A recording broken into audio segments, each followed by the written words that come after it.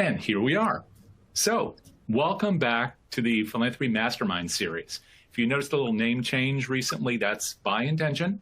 We want to make sure that you know that this isn't just about one corner or another of what fundraising and philanthropy is all about. It's all of it. And we're definitely taking that inspiration this year, both with subjects we address and the people we're inviting to speak to us. So if you can sense my excitement, that's by design. I want you to know that we are doing a lot of new things this year, and we're starting out with something very, very new today. But before I introduce that, I want to make sure to welcome you and to tell you how you can engage with the presentation today. We have a Q&A section here. You can see it on your screen. So if you would like to participate in this conversation, I would encourage you to do it throughout by going ahead and listing the questions or comments as they occur to you, and then I'll provide those to our presenter later on in the presentation today. A recording of this also will be made available on YouTube. So don't go away. We want you to be a part of the conversation, but it will be there. So for those people who didn't come with you today, then they can enjoy this afterwards, and you can have a discussion about the subject at that point as well. Of course, this is, as I said, the Philanthropy Mastermind series brought to you by DonorSearch. So before I do anything else, I want to provide a big, big thank you to DonorSearch for providing a platform where we can talk to people like today's guest, Kimberly McKenzie. DonorSearch, I won't talk about much today, but you can go ahead and click on a little link on your screen and learn more about them. I would encourage you to do it if you're interested in your donors. So whether or not you know anything about the company, I know you want to know something about the people who support the work you do. If you really want to learn about where they give, who they are, where they came from, and where they're going, DonorSearch is a place to turn. So check them out if you would before the end of the presentation today. You're also going to see at the very end a chance for you to let us know what you think. So I hope and encourage you to participate in that. Now, no further ado, I want to, of course, welcome the great Kimberly McKenzie, my friend, who is coming to us from Canada and will be talking to us about this great subject, which is, of course, social audio for social good. And I'll just give a brief introduction to Kimberly to make sure that I'm doing her justice, but then get out of the way and let her present. Kimberly is the founder and CEO, of course, of the Intersection Hub. If you don't know it, look it up. That's at intersectionhub.ca. It's a social enterprise focused on candid conversations, community, meaningful connections, and coaching, all things that she does so superbly. So if you don't know her work there, you'll find her throughout the internet, wherever you throw a stone, facilitating conversations that are real, authentic, meaningful, and substantial. Kimberly is the producer and co-host of two podcasts, The Intersection Hub, and another one called We Have Issues, which I've heard something about. I encourage you to check those out. And she is, of course, a CFRE, an AFP International Master Trainer, and works with people through her coaching and other work to thrive in their jobs, something so important as we make our way through what we all hope is the last leg of this terrible pandemic. She's been a charity executive since 2001, was a driving force in the early days of Sophie.org, another group you should check out, and has served as an editor for Hillborn Canada's e-news. There are many more things here, ranging from Regare to others, but I'm not going to take up her time to read a bio, which I hope you will investigate on LinkedIn and other places later, but instead turn over the baton to my friend, Kimberly McKenzie. Kimberly? Wow, thank you so much, Jay. That's always a little bit awkward, but I really appreciate such a warm welcome and in-depth introduction. And thank you to DonorSearch and to you for having me here today. I appreciate that. So I think I'll just dive right in, shall I? Should we just get started? All right, what we're going to do today in our time together, just four things. We're going to talk about what social audio is, how it's being used, and the downside of social audio, and then any questions that folks may have. And Jay, I really encourage you to participate and join me in this conversation, because you know, you and I really became friends and got to know each other through our conversations on Club. I think that that's a wonderful testimony in itself to how it can work. So let's just get started with a little bit of background, okay? I'm 53 years old. I was born in 1968. So any of you who are my contemporaries, we grew up without the internet. We grew up with cell phones. I had 3 channels on my television in the basement. I had a radio that was on in the kitchen all the time. This time when we called on Sunday nights at 6 p.m. because that's when long distance charges were cheapest. And when I was a teenager, a really big deal in my house was when in my bedroom. So there I was, 15 years old, hiding under my pillow, friend all night long until we both fell asleep and just sharing space with each other. And I'm sharing all of this with you just to remind you all of how since the beginning of time, humans have communicated through their voices.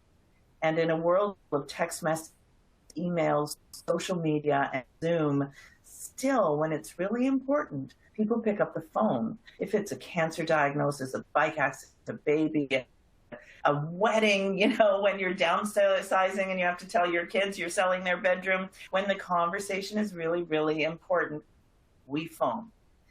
So we're at I think, an interesting time in our society where we've all just lived through this collective trauma of a triple pandemic.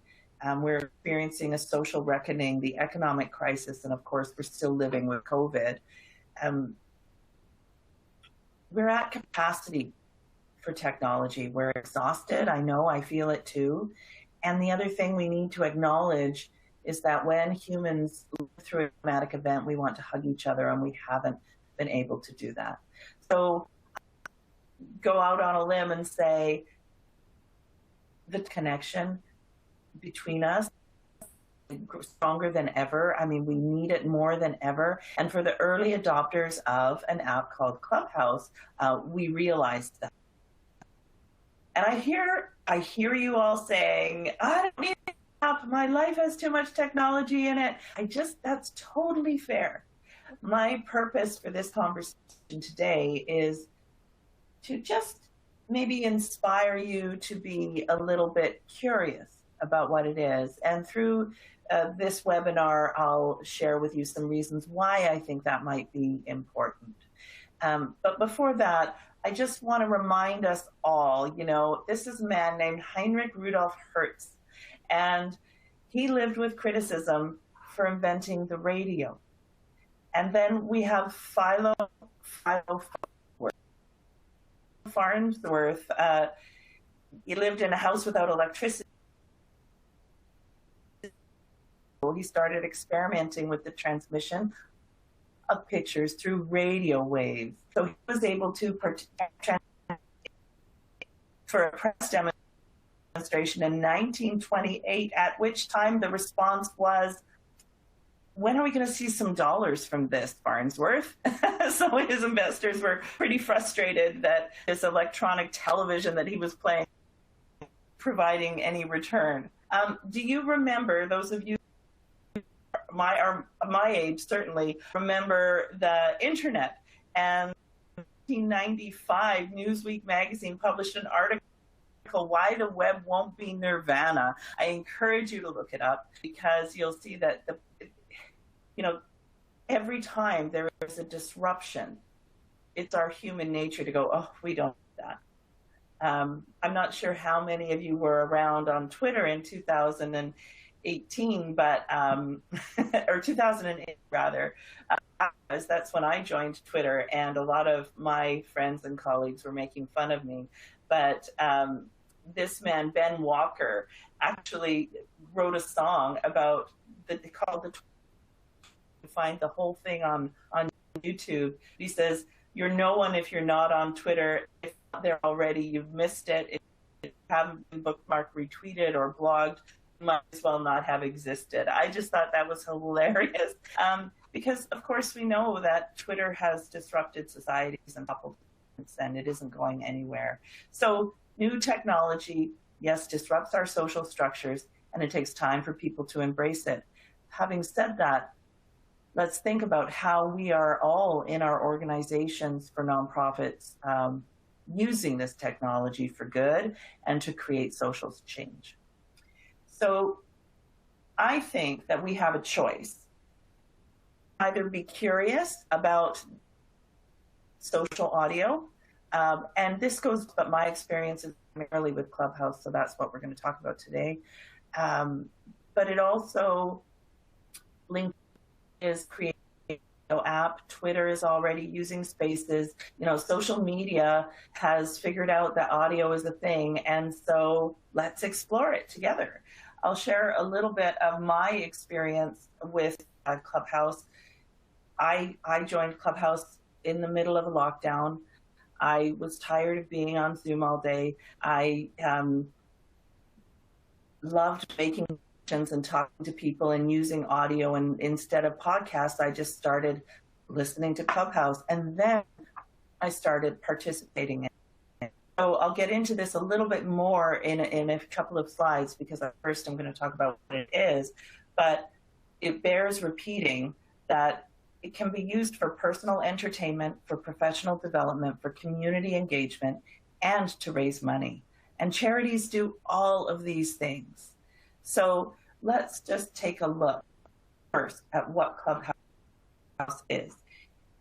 If you haven't heard of it, it's an app that you can download on your phone, and it's a new type of network just based on voice. So people around the world come together to talk, to share music, to listen, and to learn in real time. And the app is things.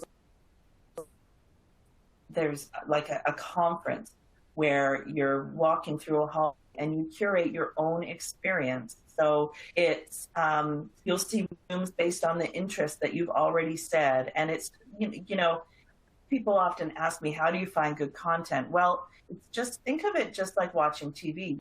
Watch all of the TV. You have your favorite shows, you know what days and times there are, you have your favorite characters, and you seek them out. So that's how people use Clubhouse. I covered this. The way to use it is through entertainment, to teach yourself, and to engage in your community. And one of my that I am now partnering, collaborating, and producing 2 podcasts. And I would not have been able to do that without the podcasting rooms on Clubhouse. And as I was going through the evolution of learning how podcasting worked, every day I would just hop on in a room with a group called Club Pod, and I would ask them questions and they would answer me. And I met a few of the folks there who even hopped into a Zoom room with me to provide some extra training and some tutorials. And one example of things that I have learned on Clubhouse. Paul Davidson and Rohan Seth created Clubhouse with a vision. And it's worthwhile to point out that oftentimes we feel drained, particularly by Twitter, I think. But the experience of Clubhouse can be very different. Their goal is to provide you with a social media outlet where you actually feel better for having been there, and that this app would lift you up and support you instead of dragging you down. And I think one of the key elements of that is the conversations in Clubhouse are actually moderated. So there is a facilitator. Some of them are, everybody decides for themselves how to structure their rooms. And we make sure that we create a safe space for people to share, and that everybody knows what our room. And moderating, you can start to decide the style of your rooms and how you want them to be. And there's lots of examples. And I mention it in my book in a little bit more detail. But in the interest of time, let's just move forward. How to use it. So you download the app on your phone. You'll see immediately a home based on interest that you select. And there's rooms, just like in a conference, lots of different sessions. There could be a room on working with your board of directors, or on strategic planning, or on basket weaving, or on being a stepmother, or on the Oscar nominations. It really does depend on what it is that you're interested in when you go and what your intention is for being there. So that's how the app generally works. How are charities currently using Clubhouse? I have borne witness, as have many of my colleagues on Clubhouse. Charities are using Clubhouse right now to raise money. They're using it to deliver programs, and they're using it for professional development. So let's dig in a little bit more. to that. The raising money, I'll just go back one slide. So for raising money, there are telethons that happen in Clubhouse where a high influencer will choose a charity, or a charity will go to that influencer and say, hey, can we host a full day room, and we'll bring different experts in and we'll share it on other social media channels, and every once in a while we'll ask for a donation. And this is actually happening, and tens of thousands of dollars has been raised this way. There are pitch rooms in Clubhouse where organizations come and pitch charity to a panel of moderators, and based on their pitch, they'll either get some really great advice or actually a donation, and or a partnership or a collaboration or an idea for how their organization can scale and grow. One of them is claiming that they have raised up to $300,000 for small, mid-sized charities. It's every day on Clubhouse. And then, of course, the crowdfunding. People open up rooms and talk about their charity and their organization, and they ask for money there. So I'm not saying that Clubhouse is worth hiring a full-time staff person for your organization right now. Certainly there's a lot to learn about it. But I just recommend we know that this application is out there, and that we consider participating in it. Because when we're at program delivery for our organizations, the data is very clear. There are 600,000 conversations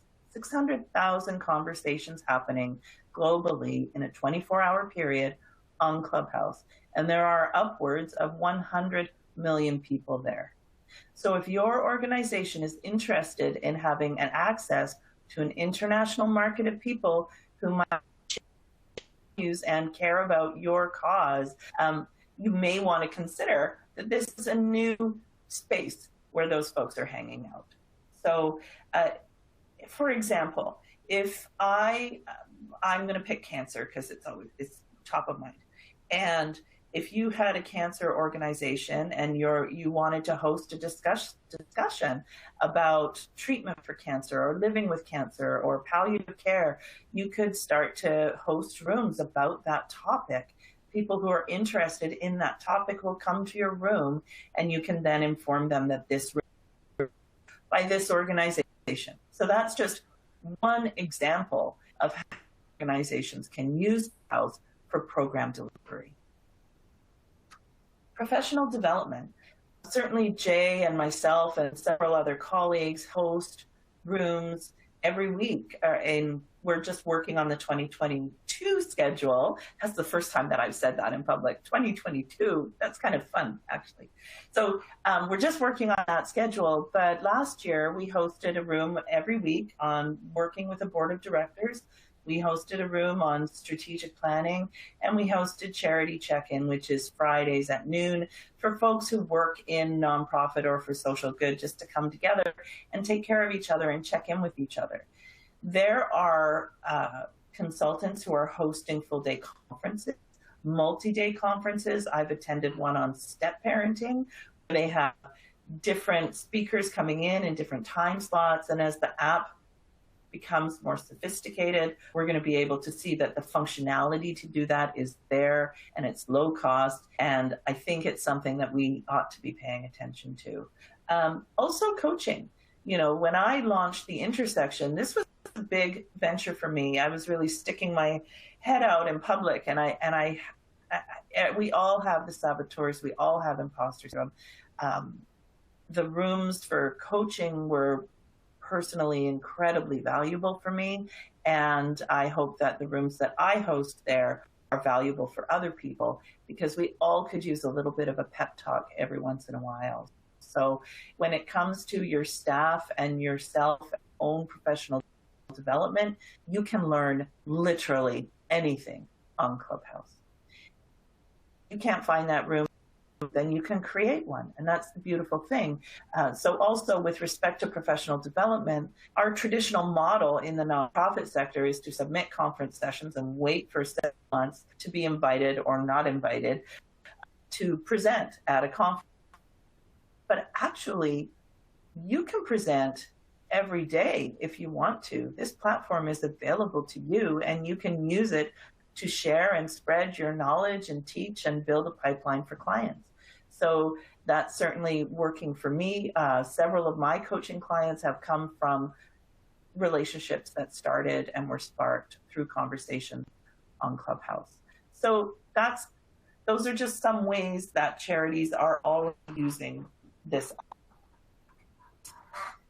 There is a downside, like all social media, and so there are some things that I think we need to be mindful of. There are trolls on Clubhouse, and they do their very, very best to try to protect users from that. But as soon as the application grew to a point where it was no longer by invitation only, things kind of blew up. It scaled very quickly. And so once in a while, there might be somebody who comes into your room who is there to cause a disruption. It's up to the moderators, which is why it's always good to have a couple of moderators if you can, people that you trust to help you manage your room, because you can kick those people out of your room very, very quickly.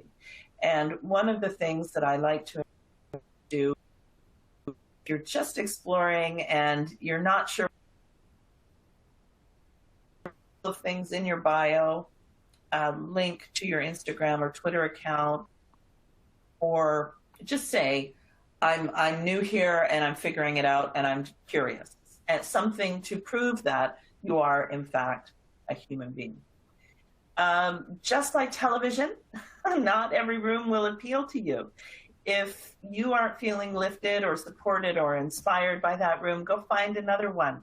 There are rooms that are a little bit unsavory, depending on, well, there were some that were to me, and it started to make me feel a little heavy, and my heart was starting to close up a little bit.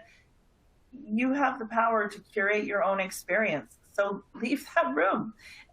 Doesn't really matter. It's not like an in-person conference where people will see you walking out. People will see you, but the app is meant to be a multitasking app where people come in and out, and that brings up another. If you're moderating a room and people come in and then they leave, that's okay. That's encouraged. It's all right. It's not personal. It just means that what was happening in your room at that time wasn't, meeting the needs of the person who was there. So don't worry about it. It's a very fluid management. Many of the people who I have met on find it fun and addictive and mindful, because we are still very much living in isolation, and the intimacy will be overstated. Be curious, but be intentional. Use your notifications wisely, turn them on or off, and save your sanity. Don't worry about missing out, because Clubhouse will be there tomorrow. And like I say, with any of the activities within the intersection, we really must prioritize our mental and physical health and our paid work and our families. So that's really important. Having said that, remember, Clubhouse can be consumed like a podcast or a radio. So you can go for a walk outside, you can walk your dog, you can listen while you're doing dishes or cooking or driving the kids around, which I do a lot.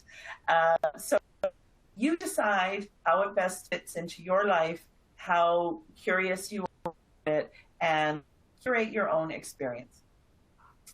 The final thing I would say about some of the downsides or pitfalls of Clubhouse is that discovery has been a challenge for the first year, although it's getting better, and their search engines are much stronger than they were 6 months ago. So if you did try Clubhouse 6 or 8 or 9 months ago and you found it frustrating because you couldn't find the cool kids like Jay and me, then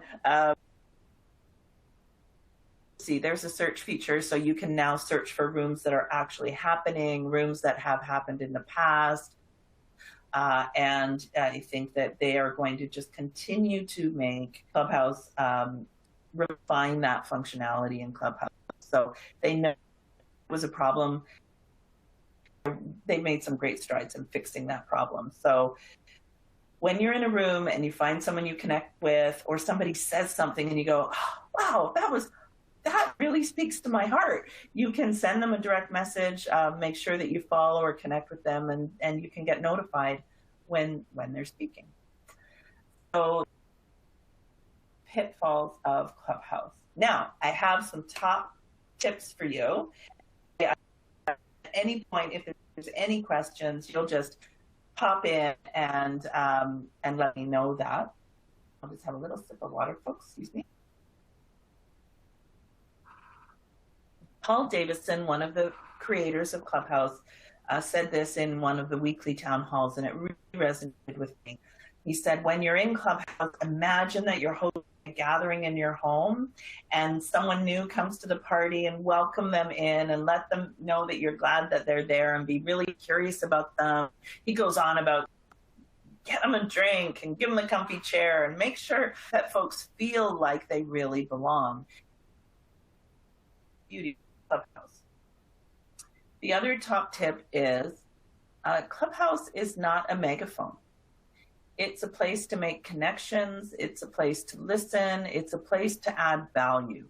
So until you learn the app, it's not like blasting a commercial out on a television screen to a wide audience. It really is building a community. I would encourage you to show up, look for things you're interested in, and just listen. Learn how good moderators moderate the rooms. Learn how the app works. Nonprofit clubs that you are interested in, because there are literally hundreds of nonprofit clubs now. So it's up to us to foster a culture of welcoming and belonging in the rooms that we hope, and to provide inclusive spaces where people really feel like they belong. And we have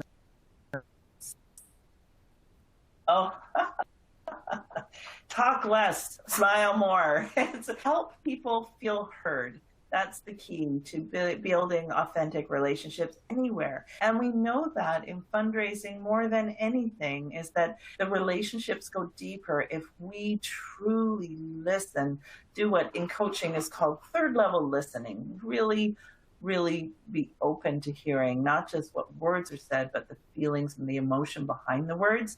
And you can get that from audio better than anywhere else. So listen, and I've talked about this, be curious and learn. We don't know exactly the implications that social audio will have on our sector, but what we do know is there is a massive social media disruption right now, and it's our choice. We need to just pop beyond our organization and our sector and say, hey, what's happening? And what might we be able to do with what's going on here right now? So that's our day on Clubhouse, and I'm happy to chat with you a little bit more about your experience, and if there's anything that you think that I missed that we should talk about. Thank you so much, Kimberly. I don't see any questions popping up yet. Sometimes we have a bunch, sometimes we don't. But I know that there are some things that that people would love to see that are covered in even more detail in the book. So here we go. Can you tell us about how they can get this? Absolutely. Well, I'd be happy to send the book to anybody who is in this webinar, who sees it on YouTube, and they can just email me right here at KimberlyMcKenzie.ca, at KimberlyMcKenzie.ca. You can see that on the screen. I always put my phone number out there, but no one ever uses it. If you feel like talking on the phone, just pick up the phone and call. That's how we did it in the olden days. We don't need 4 emails to make an appointment. So my phone number's there. And if you want to just create me a little bit more and learn more, you can download the audiobook by going to the website, intersectionhub.ca, and you can just download it directly there, and you won't have to talk to me at all. There is a lot of detail and a very lovely foreword written by you, Jay. So I would encourage people to get it, just to read that. And that's how people can get in touch. You know, I think one thing that it's hard to do in a webinar, but it's I don't know if people will be able to see this on the screen, but it's as simple as opening your phone. And if you have Clubhouse loaded there, of course, Clubhouse, as you just said, Kimberly, is just one of several of these things because it was the earliest service here. But when I'm doing this on my phone, I'm definitely old school. So I'm not a new adopter. I'm kind of the second stage adopter of technology. But I have it loaded here, so I can just go in, put it under my social networks, find the Clubhouse icon, open that thing up when it does choose to load, and then it'll list all the different things that are going on right now, just as you have in the picture. So it's a very easy way to interact with people. But the reason why I pulled up my phone to say that is because of what you just said, that people would before pick up the phone and call people. And there is less of that today, but that doesn't mean it's not effective. In this series, we've talked a lot about this, and I'd be interested in your thoughts on this, about whether or not, for example, print is dead. That was the old conversation that was had back in the, like the 90s and then the early aughts, because so many publications went to the web. And then the conversation was, is direct mail dead? Everybody who's listening to us knows that conversation. But we all know that direct mail still continues to work. And that's because people don't get much in their mailboxes. So you get a letter and it's more meaningful, especially if it's nice and personal. Yeah. It's the same thing with phone calls, and it's the same thing with Clubhouse. So yeah, I don't know if you have thoughts on that. Yeah, there's definitely an intimacy. I actually have a letter right here on my desk that I wrote to my mother in 1986. And I just found it in a pile of stuff. But just to read, you know, this was back when we didn't have cell phones to send text messages, right?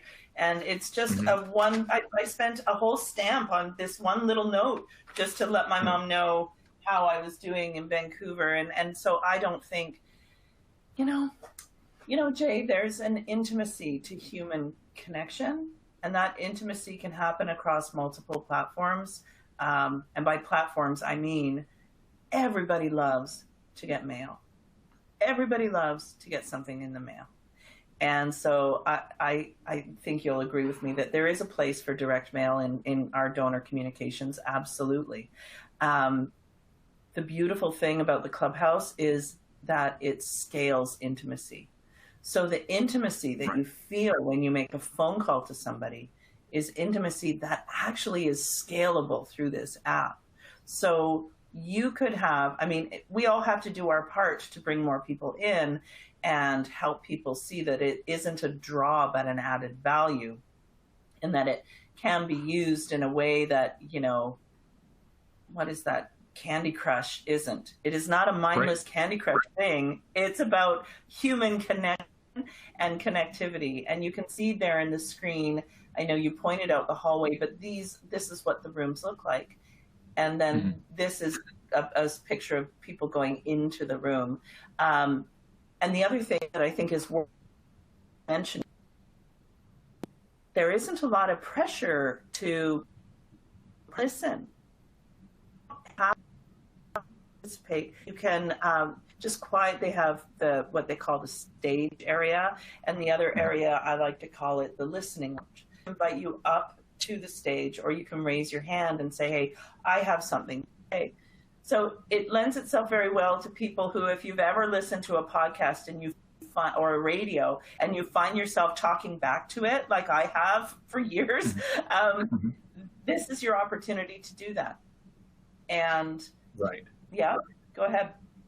And well, I was going to say, I've been in some rooms where there are lots of rooms where there are a couple of people, or maybe a dozen, but there are also rooms where there are thousands of people. And so it's unlike a conference or a webinar or all these other things that we do. You could simply be a part of the conversation by raising your hand in these applications in a room with someone that most of us want to talk with. And the difference, of course, is not only that you get to ask a question, but you get a question, an answer that's specific to you in a much more vulnerable and authentic way than if they were standing on a podium and you're sitting in a chair 300 seats back. Absolutely. That has happened to me with Edgar Villeneuve, who wrote The Decolonization of Philanthropy. I hope that I got that book right. And Adam Grant, who wrote Think Again. Arlene Dickinson is host Dragon's Den style rooms. Never in a million years would you could imagine that you could be sharing space with these people, and yet in Clubhouse, again, it's that scaled intimacy. So absolutely. And the other piece of it is you and I have started a little experiment because now there's a recording feature on Clubhouse. So we are recording a podcast. We have issues, which you mentioned, and I may as well go into more detail on that we hosted a panel discussion and we recorded it and published it as a podcast. But it was a panel discussion recorded in front of a live audience. And that just was a completely different experience of recording a podcast than two people one-on-one. How did you find that experience? I found it very productive and very different because it meant that we couldn't control in a good way who came into that room. And so the questions were going to be a little bit different because it wasn't, it forces us to break out of our bubbles. And I think that's a very good thing for us in our sector, don't you? To have a conversation which is a little more unscripted, and we really have to listen to each other, and that's challenging, I think, sometimes. It is challenging, and that comes down to it. There's a section in the book on how to moderate a room, because I mean I like to think that I'm fairly good at it, and there have been days where I have had people send me messages privately and say, you know what, Kimberly, I have to say that I really didn't feel heard, and I feel like you talked right over me, and that left me feeling like I didn't belong here. And thank goodness they did, right? Because I would hate for somebody to feel that way and leave the room and not say anything at all, because we're all human. We're going to make mistakes. We may rush past, but a really great moderator is going to make sure that they create space for. And one of the beautiful techniques of listening really well is to let people know, I hear what you're saying. I just heard you say that you liked the podcast because it had a degree of uncertainty and excitement around it. And just recapping the conversations from folks when they share is a good skill for a moderator to continue to use and hone.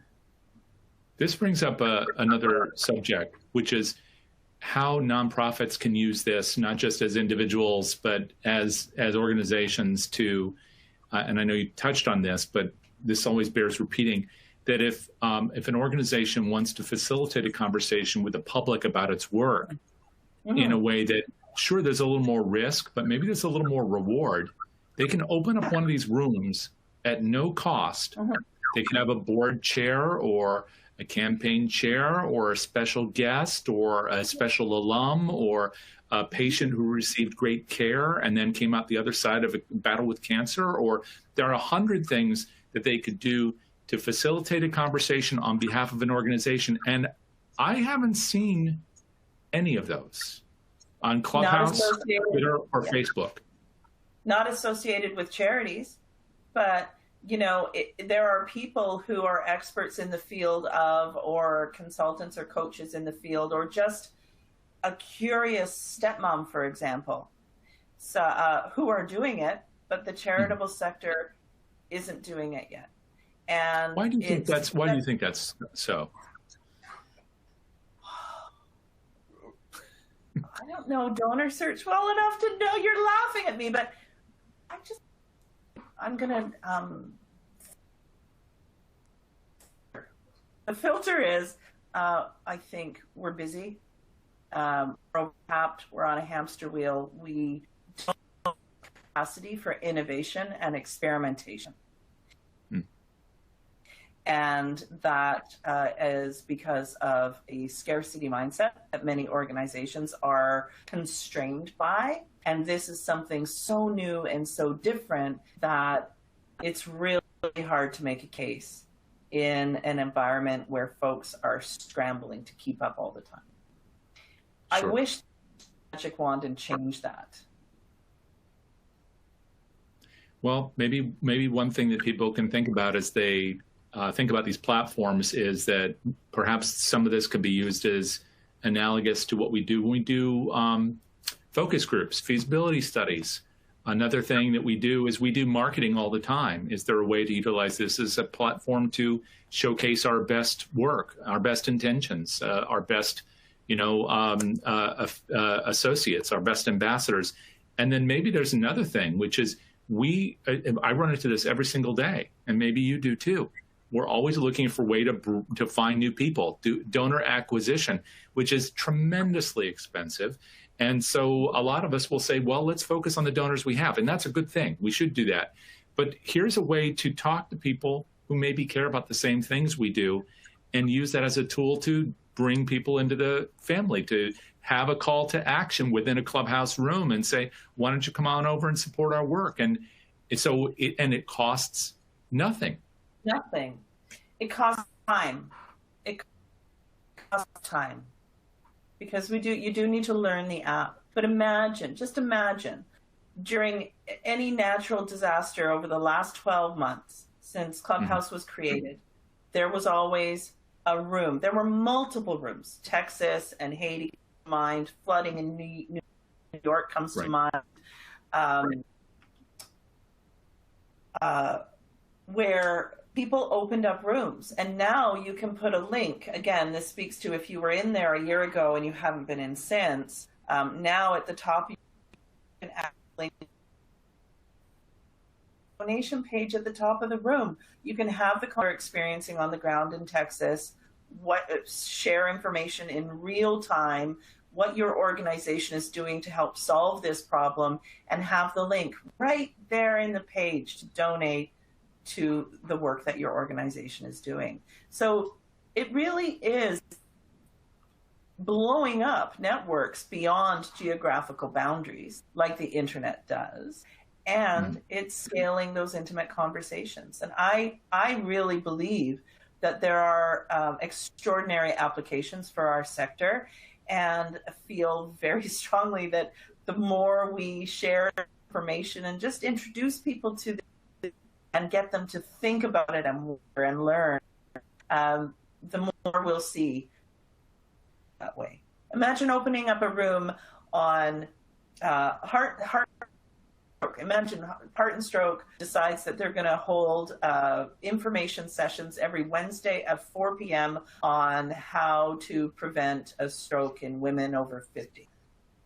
And that's a room I would show up to. Menopause, I would show up to that. I'm oversharing because that's what I do. But these are just things that I would absolutely want to learn.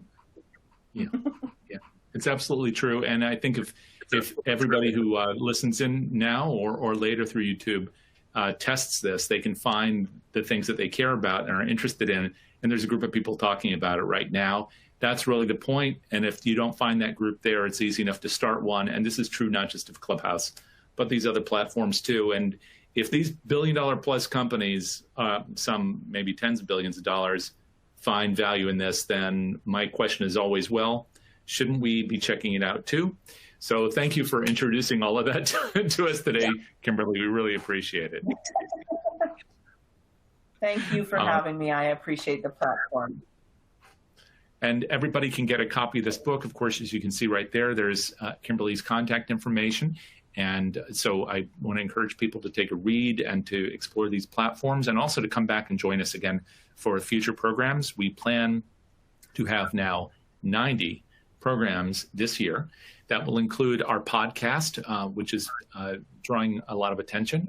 Lots of great speakers there. So we hope you'll come in and listen to that. We had Brenda Asare from the Alfred Group, who was on there just 2 episodes ago, Paul D'Alessandro, who was there in our last episode. And then we have Linda Wise McNay, who just appeared this week. So all great people telling their personal stories about their work in fundraising and philanthropy. We're sure you'll enjoy that. It's great to listen to when you're shopping or taking a run around the neighborhood or whatever you do.